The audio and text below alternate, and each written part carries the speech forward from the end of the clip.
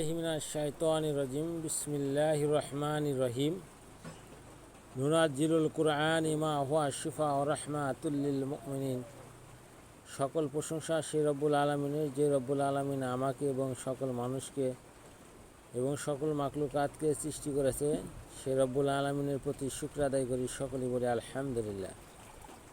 প্রিয় দর্শক ভাই ও বোনেরা, আজকে আমি আপনাদের মাঝে মিষ্টি পড়া একটি মন্ত্র নিয়ে হাজির হয়েছি।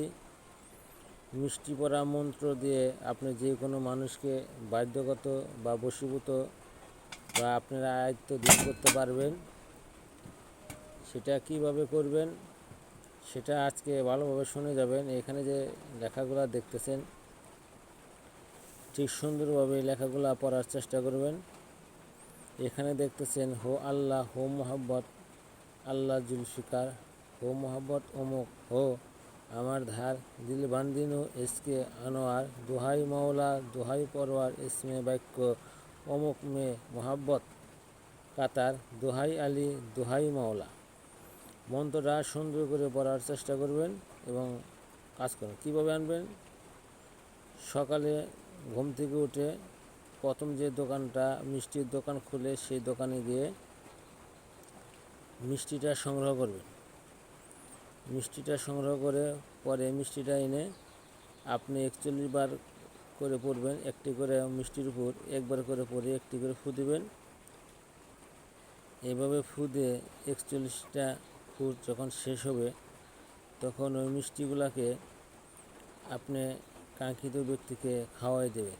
যে কোনো কলা কৌশলে যে কোনো মানুষের মাধ্যমে খাওয়াইতে পারে।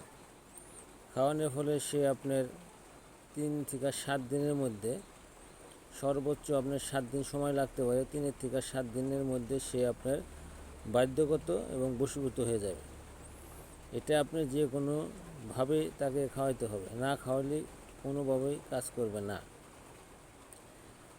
এই মিষ্টি যদি অন্য কেউ খায় তাতে কোনো সমস্যা নাই। যার উপর আপনি কাজ করবেন তার নাম উল্লেখিত করবেন, অমুক যে জায়গায় লেখা রয়েছে সেই জায়গায় এই মিষ্টিটা ওইভাবে পরে আপনি তাকে খাওয়াবেন।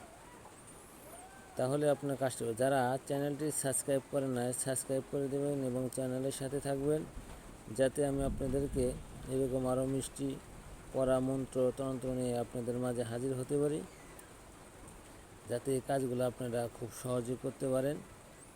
কাজগুলা ভালোভাবে করার চেষ্টা করবেন যাতে আপনাদের কাজ হয়। আর এই মিষ্টি পড়া আপনি পরীক্ষাকৃত একটি মিষ্টি পড়া মন্ত্র, এটা আপনি নিজে পরীক্ষা করতে পারেন এবং পরীক্ষা করে এর সত্যতা জানতে পারেন। আসসালামু আলাইকুম।